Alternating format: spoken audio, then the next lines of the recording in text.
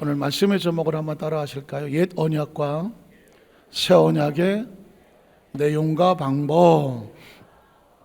무슨 수학 시간 같은데 내용과 방법. 들어가는 첫 번째 질문은 언약의 뜻이 뭘까요? 언약. 크리스찬이 언약을 모를 수는 없는데 언약의 뜻이 뭐예요? 우리나라 성경은 한문 아니면 한글 뒤섞여 있죠. 그러니까 한문을 모르면 사실 내용을 잘 쓰면서도 모를 수도 있단 말이죠. 어쩔 수 없이 언약이라는 단어는 한문이잖아요. 그죠? 말씀 원자에 약속한다라는 약속을 가지고 있죠. 그러니까 언약은 말로 하는 약속이에요. 그렇죠? 소리라기보다는 말씀으로 하는, 말씀 원자에 약속 약자니까 말씀의 약속, 말씀으로 하는 약속이 뭐다? 언약이라는 것이죠.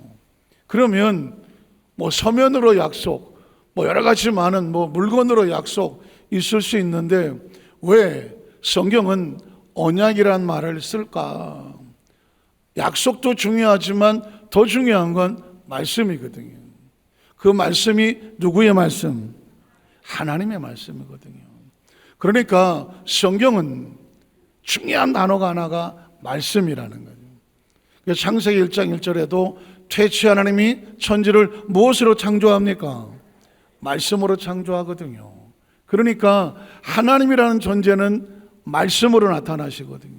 그러니까 말씀에 대한 정확한 의미를 알아야 그 말씀으로 이루어진 약속의 의미를 알 수가 있는 거죠. 그냥 성경은 하나님 약속이래.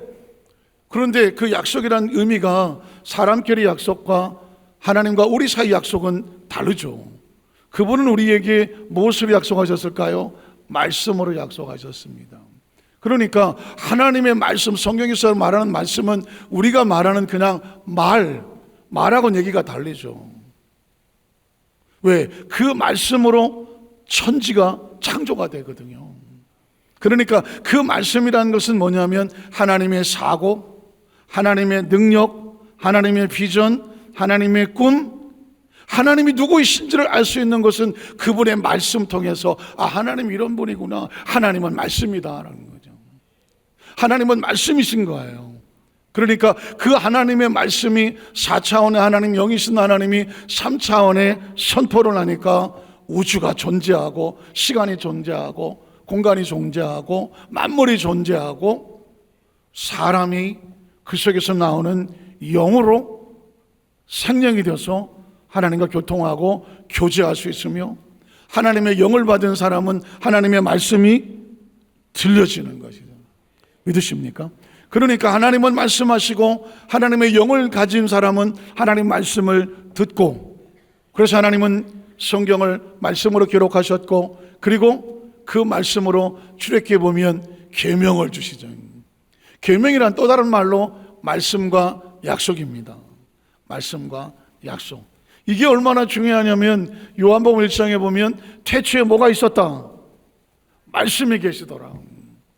태초에 말씀이 계시더라. 이 말씀이 하나님과 함께 계셨으니 이 말씀은 곧 하나님이다. 말씀이 아니고서는 창조된 것이 하나도 없고 그가 창조하지 아니한 것은 아무것도 없다. 그 말씀이 누구다? 그 말씀이 요한복음 1장에는 누구다? 예수 그리스도다. 14절 말씀이 뭐가 돼요? 육신이 돼요. 우리 가운데 거하시니 하나님 아버지 독생자의 영광이요 은혜와 진리가 충만하더라. 그러니까 이 크리스찬들이 성경에 대해서 조금만 들어가서 하나님을 알고 싶으면 말씀의 의미를 알아야 되고, 예수 그리스도가 누구이신가 알고 싶으면 말씀을 알아야 되는 거고, 도대체 이 말씀은 어떻게 존재하는가? 성령의 감동하심으로. 그리고 말씀은 어떻게 들리는가? 성령의 감동하심으로. 말씀이 어떻게 깨달아지는가? 성령의 감동하심으로. 믿으십니까? 그러니까 예수를 믿는 성도들에게 가장 강력한 정확한 인식은 뭐냐면 말씀이어야 되죠. 말씀하는 도대체 말씀이 뭐야? 제가 아까 말씀드렸습니다. 창조의 능력은 말씀이어서 하나님의 말씀이고 예수 그리스도가 말씀이고, 믿으십니까?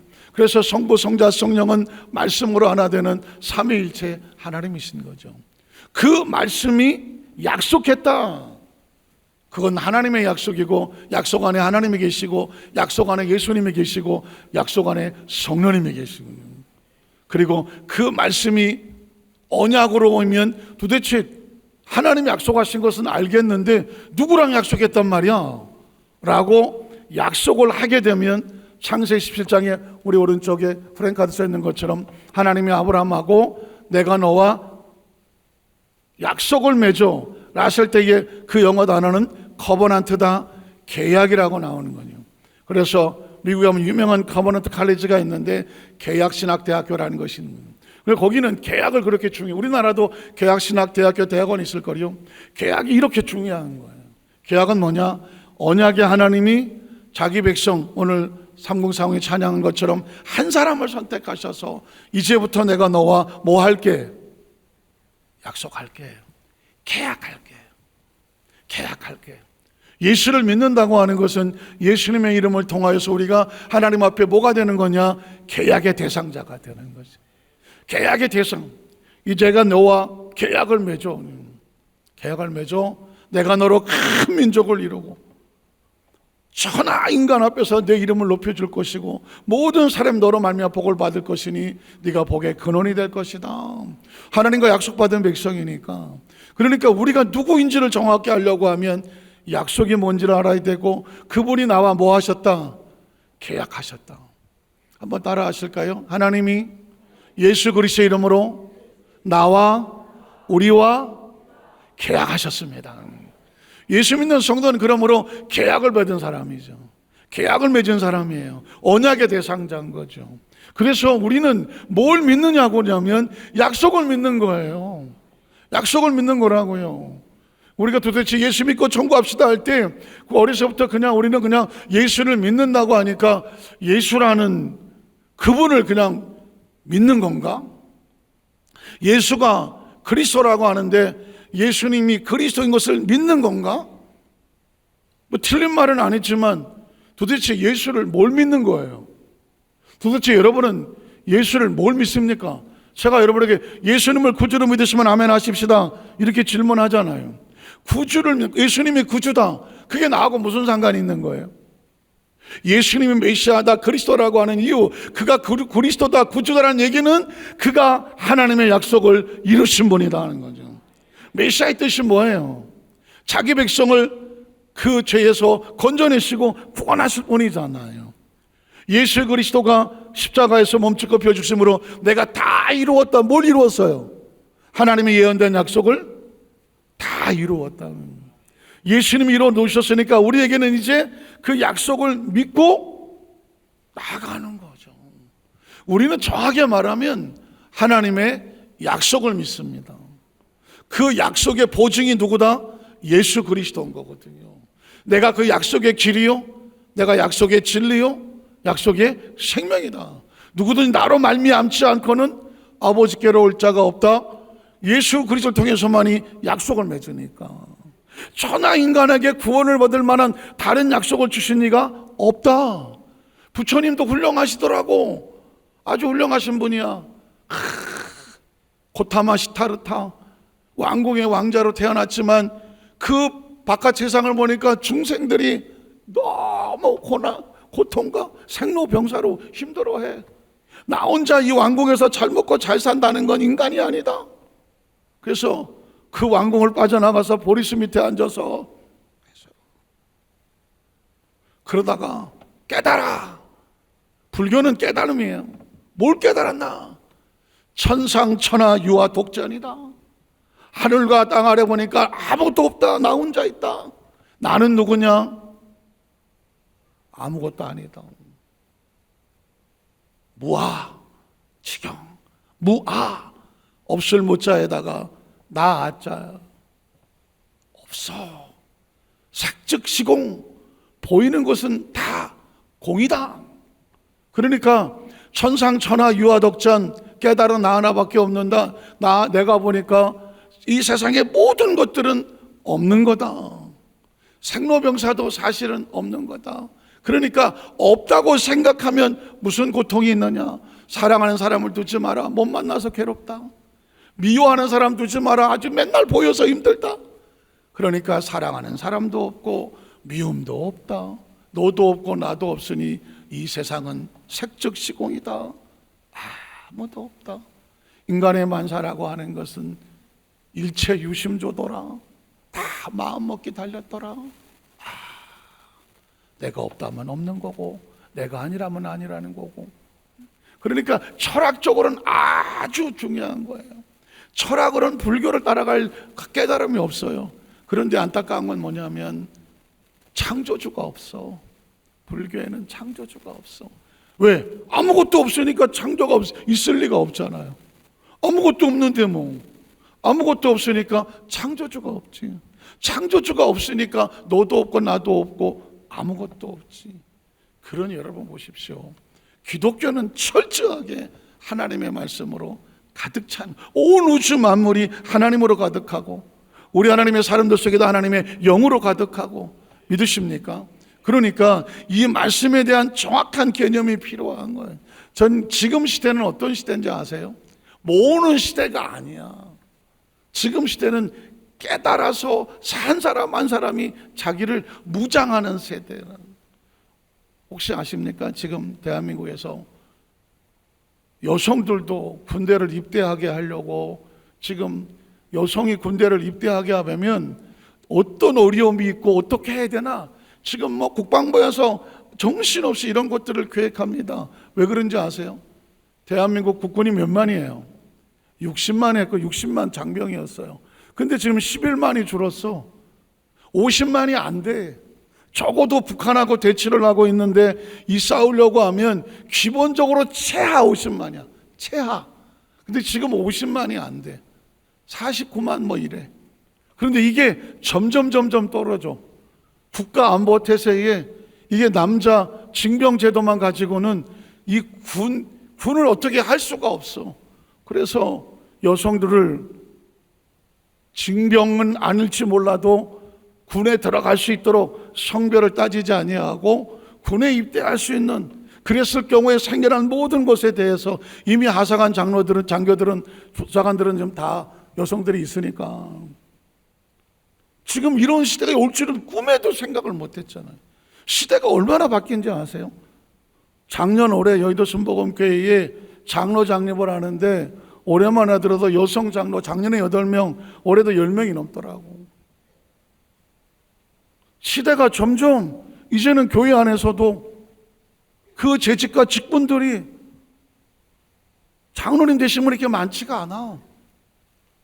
교회에 필요한, 여의도 교회 같은 경우에도 그 장로의 숫자가 필요하기도 하고 같이 춤을 춰줘야 될 필요한 분이 있는데 숫자가 모자라. 지금 개 교회마다 형제교회도 마찬가지고 지금 여성 장로들을 세워야 하는 그런 아주 지경에 이르렀어. 형제교회 담임 목사님들로 모이면은 내년에는 아무래도 각 교회마다 여성 장로님들을, 권사님들 중에서 진짜 헌신하고 진짜 목숨을 걸고 교회의 기둥이 되어줄 수 있는 그런 장로님들을 꼭 나와야 된다. 어느 교회도 장로님들이 잘 좀 안 세워지고 있어. 그런 시대가 올 거라고는 누가 생각을 했겠냐고. 지금 조금 아까 3040에 어서도 했지만 저 세대에서 집사를 안 받으신 분 있으면 빨리 집사를 받아야 돼. 집사를 받고 몇 년이 지났으면 안수 입사가 나와야 돼. 안수, 저 세대 속에서 장로님들도 나와야 되고 안수입도 나오고 교회 일꾼들이 나와야 돼. 세월은 금방 가요. 그러나 중요한 것은 뭐냐면 그 세대에 준비한 사람들, 그냥 직분만 가지고 있는 사람 말고 진짜 기둥이 돼서 교회의 각 기관 못에서 헌신할 수 있는 그런 리더자들이, 그 한 사람, 오늘 그 한 사람 찬양 부르는데 눈물이 너무 많이 나더라고. 하나님은 지금도 어느 시대든지 꼭 필요한 한 사람들을 찾고 계시는구나. 그런데 그 한 사람이 반드시 알아야 될 게 뭐예요? 말씀을 알아야 돼요. 언약이 뭔지를 알아야 돼. 왜냐하면 예수 믿는다고 해놓고 그냥 종교적인 생활로 붕 떠다니고 예수를 나를 위해서 예수 믿고 내가 필요해서 예수를 믿고 내가 믿고 이렇게 신앙생활한 사람은 거기서 끝나. 이런 사람은 짐 안 져요. 절대 짐 안 집니다. 이런 분들은 내가 좋으면 뭐, 내가 싫으면 절대 짐 안 져요. 그러나 기둥은 내가 하고 싶어서 하는 게 아니거든. 공동체를 위해서 이 지붕과 건물을 떠받치기 위해서 기꺼이 짐을 지는 거거든. 그러려고 하면 하나님의 언약을 알아야 돼. 그리고 그분이 나를 찾아서, 한 사람을 찾아서 네가 나하고 계약의 대상이다, 네가 나를 위해서 이 공동체의 짐을 지어줘라, 그렇게 세워지는 게 재직이거든. 이 정확한 교육과 훈련을 받지 않았기 때문에 안타깝지만 그 짐이 무거운 거거든요. 지난주에는 그 언약의 대상이 구약시대에는 유대인이었다. 그러나 신약시대에는 누구냐? 예수 그리스도를 구주로 믿은 하나님의 백성이다. 구약과 신약은 뭘로 달라지는 거예요? 한번 따라하세요. 예수 그리스도 이전을 구약이라고 한다. 예수 그리스도 이후를 신약이라고 한다. 그러니까 성경은 왜 구약과 신약이 나눠지느냐? 예수 그리스도 이전은 올드 테스터먼트, 하나님의 예언된 약속이 예수로 말미암아 이루어졌기 때문에 구약이라고 말하고, 신약은 왜 신약이냐? 예수 그리스도 인하여 새로운 언약이 출발했기 때문에 신약이라고 말한다. 지금 시대는 교회 시대고 성령 시대라고 말한다. 성령은 뭐 하시는 분이냐? 예수님의 약속이 이루어지기 위해서 마치 파라클레토스 보혜사가 되셔서 그리스도의 신부 단장을 잘 할 수 있도록 성령의 기름과 등불을 부어 준비케 하시는 분이 누구다? 파라클레토스 성령님이시다. 사랑하는 성도 여러분, 다시 한번 예수님을 구주로 믿으시면 아멘 하시기 바랍니다. 저와 여러분은 예수 그리스도의 신부가 된다는 사실을 믿으면 아멘 하시기 바랍니다. 왜 기름과 등불이 필요하느냐? 과연 기름과 등불은 어떻게 준비하느냐? 자기 스스로 내 믿음은 얼마나 세워졌는지, 내 기름과 등불은 얼마나 채워졌는지를 게이지를 볼 수 있어야 돼. 마치 자동차 게이지에 만땅이 됐다, 중간이 왔다, 떨어질 때 보면 운전하는 사람은 정확하게 테스트하잖아요. 주유소 가야 되겠다, 이 얼마 남았다 계산하잖아요. 신앙생활 마찬가지입니다. 오늘 많은 사람들이 처음 예수 믿고 뭐 성령 받고 하고 나면은 그냥 게이지가 안 떨어지는 줄 아는데 죄송합니다. 믿음은 들으면서 나는 겁니다. 예배를 잃어버리고 말씀을 듣지 아니하고 기도하지 아니하고 성령으로 계속 충만하지 아니하면 어느 날 바닥을 치고 있는 자신의 모습을 발견하게 될 겁니다. 바닥을 치고 있습니다. 바닥을 치고 있는데도 지금 내가 잘하고 있는지를 잘 몰라요. 지금 시대는 은혜의 시대가 아니라 내 게이지를 정확하게 파악하고 내가 어디 가서 기름을 채워야 되나 채워야 될 시대입니다. 지금 뭐 제가 계속 서치를 해요. 대한민국 교회, 세계 교회에 여러 가지 뭐 데이터 연구한 거, 각 교회 지역마다 교회의 어떤 상태, 과연 이 시대에 필요한 것은 무엇인가? 가만히 있을 세대가 아닙니다. 지금 어떻게든지 깨어서 기도하고 자신의 신앙의 생활을 무장해야 될 그런 시대예요. 그럼 이건 어쩔 수가 없어요. 마치 말을 갖다가 걸어다가 물가에다가 갖다 놓을 수가 있어. 예배의 자리에는 앉을 수가 있어. 그 말이 물을 마시느냐 안 마시는 누구 문제예요? 말의 문제예요. 말의 문제예요. 목회자가 할 수 있는 한계는 물을 드시오. 물을 드시오. 물을 마셔야 삽니다. 여기까지 외침이더라고. 그게 그 말의 귀에 들어가서 듣고 나서 내가 물을 마셔야 되는구나. 말씀을 듣고 기도하고 예배에 참석하고 성령 충만해서 내 영이 충만하기를 소원합니다. 간절한 사람은 물을 마시는 거예요. 마셔야 삽니다. 마셔야 사는 거거든요. 오늘 제가 여러분에게 이 말씀을 드리는 이유는 성경 속에 있는 하나님의 단어 하나, 센텐스 문장 하나, 이걸 통해서 정확하게 하나님과 나와의 온전한 관계와 지금 현재 있는 나의 상태를 정확하게 인식하지 않으면 세월은 훅 하고 가버려요. 하는 사이에 끝나버립니다. 그래서 제가 이제는 우리 여도산자교회 성도들에게 말씀을 늘어놓는 시대가 아니라 말씀을 파고 들어가야 하고, 말씀을 파고 들어가서 단어 하나라도 머릿속에 박혀갖고 그게 끌고 가게 만들어야 되겠구나. 정보의 시대는 지나갔어. 정보의 시대는 지나갔다고. 대학의 개론의 시대는 지나갔다고. 이제는 파고 들어가서 하나를 알더라도 자신의 전공과 같이 나는 이 말씀 약속 하나 붙잡고 그 다 약속이 나를 끌고 간다. 은혜가 나를 끌고 간다. 사명이 나를 끌고 간다. 오늘 찬양팀처럼 그 한 사람 하나님이 찾으시는 그 하나님의 눈에 내가 반드시 들기를 소원합니다. 이 땅에 80억이 뭐 중요하겠어? 하나님의 눈에 드는 게 중요하지. 하나님의 눈에 드세요. 하나님의 눈에 드시라고. 그거 하나만 가지고도 우리의 미래는 한 방에 끝나. 하나님의 눈에 들어서 그분이 내 눈에 들은 너, 내가 너게 끌고 갈게. 그분이 우리의 인생을 끌고 가시더라고. 오늘 성경 속에서 보면 내용의 방법을 한번 찾아볼게요. 자, 고린도서 3장 6절에 보면 옛 언약은 이렇게 말했어요. 옛 언약의 내용과 방법은 고린 3장, 그가 또한 우리를 새 언약의 일꾼 되게 만족하게 하셨으니 율법의 조문으로 하지 아니하고, 구약 시대의 언약은 뭘로 했냐면 율법의 조문으로 했어요. 마치 십계명을 적어서 했던 것처럼. 그리고 끊임없이 말씀을 적어서 그 성도들에게 낭독하고 읽게 하고 해서 계속해서 말씀을 필사하고 적게 했던 것처럼, 율법의 조문으로 십계명이 이뤘던 것처럼. 그리고 구약 시대는 제사법이 있었어. 번소와 속소, 번제, 소제, 화목제, 속건제, 속제제, 이런 식으로 해갖고 성도들의 삶을 마치 유치원 학생들처럼, 요즘 가끔 가다가 건널목 지나갈 때 엄마 아빠 가는데 아주 꼬마가 이런 거 보셨어요? 보셨어요? 얘는 어디서 배웠을까? 이거를 유치원에서 배웠겠지. 어느 집이나. 왜 이러고 건너갈까요? 나 여기 건널목 건너가니까 나저째 서저대 이러고 가는 거잖아요. 그런데 이건 유치원 때는 이러고 가요. 그리고 귀엽고 기특하고 보기도 좋아. 근데 어른 돼갖고 이러고 가는 사람 있어요? 어른 돼서는 물론 이제 1초인가 얼마 안 남았고 뛰면서 죄송해요 뭐 이럴 수는 있어.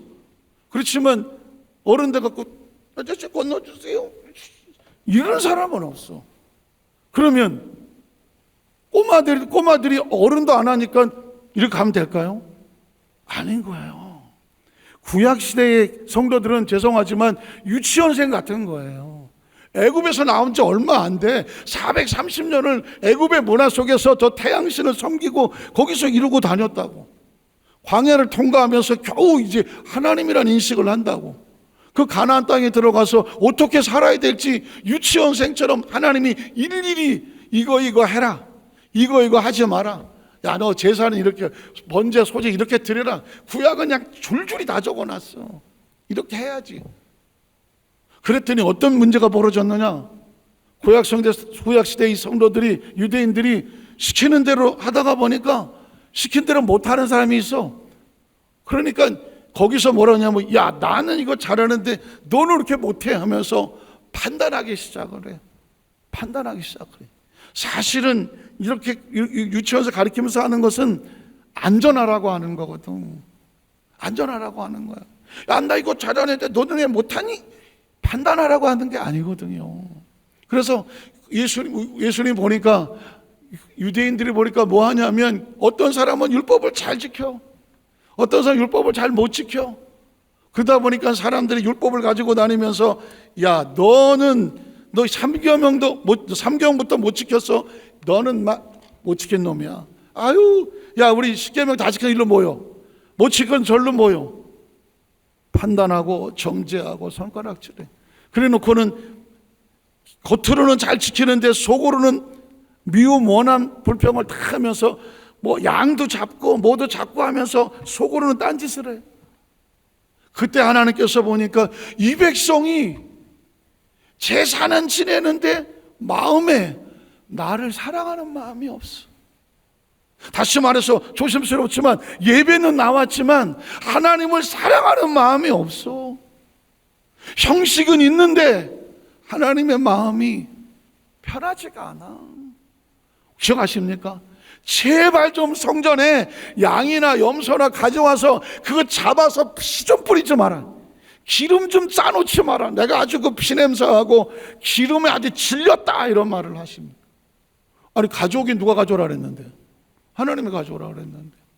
그랬는데 가져와 봤더니 양을 잡아놓고 기름을 잔뜩 싸놨지만 정작 하나님 나 잘했죠? 양도 잡아오고 소도 잡아왔어요. 그런데 잡아왔는데 마음은 어디가 있어? 마음은 하나님께 없어. 형식은 있는데 마음이 없어. 그래서 구약 성경은요, 하나님이 뭐 하냐면 이 백성이여 제발 돌아와라 돌아와라. 그래서 호세아서 보면 음탕한 고멜같이 잡아다 놓으면 나가고 잡아다 놓으면 나가고. 구약 시대는요 제발 돌아오라 돌아오라 돌아오라야. 오라 우리가 별로라자. 너희 죄가 지롱 같고 추억 같을지라도 내가 양털같이 눈같이 이게 해줄게. 구약 시대의 하나님은 그냥 짝사랑하는 외로운 외침이야. 그래서 어떻게 하다 못해 하나님이 도무지 안 되겠다고 뛰쳐내려와. 내가 너한테 원하는 거 그런 거 아니고 뛰쳐내려와. 그게 예수님이야. 그게 인카네이션이야. 그게 성육신이라고. 하나님이 세상에 좀 더 독생을 주셨지만 그분이 뛰쳐내려온 거라고. 그리고 그 바리새인과 율법사 서기관들에게 너희가 잘못 가르쳐서 마태복음 5장 6장 7장이 그래서 산상수훈이란 뭐냐, 옛사람에게 말한 바 모세에게 이렇게 말했지만 살인하지 말라고 말했지만 나는 너희에게 이르노니. 형제를 보고 미워하고 아이 저 바보 같은 놈 욕하면 넌 이미 살인한 자야. 하나님이 원하는 건 형식이 아니라고. 하나님이 원하는 건 마음이라고. 서기관 맨 앞에 앉아갖고 지갑을 꺼내갖고 하나님 보세요, 내가 오늘 이렇게 빳빳한 돈으로 헌금을 이렇게 많이 갖고 왔습니다. 다 보이지? 그런데 하나님은 안 봐. 야 너는 지금 누구 보라고 헌금하냐? 우리 그 회당에 있는 사람 다 봐야죠. 그런데 저 뒤에서 과부가 두렙돌을 끄집어내갖고 집어먹었어.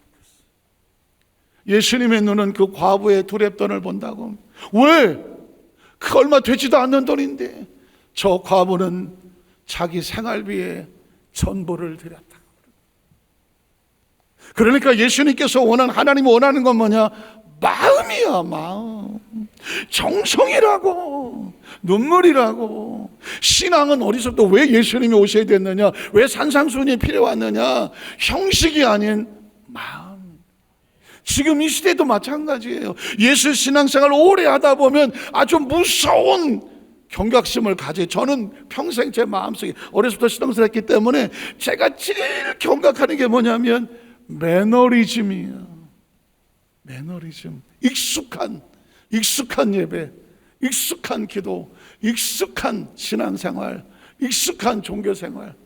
평생 신앙생활했고 어쩌다 하나님 은혜로 목사가 됐으니 이 정도 목회를 해왔으니 그냥 가만히 있어도, 그런데 내가 만에 하나 내 마음에 설레임이 없다면, 예배의 설레임이 익숙함은 있는데 설레임이 없다면, 말씀은 유창하게 하는 것 같은데 그 마음에 하나님에 대한 열망과 열정이 없다면, 성경은 줄줄이 가르치는 것 같은데 정말 하나님에 대한 이 간절함이 없이 성경을 외우고 앉았다면, 하나님이 보실 때에 사람은 해머를 보겠지만 나 야훼는 너의 뭘 보는다?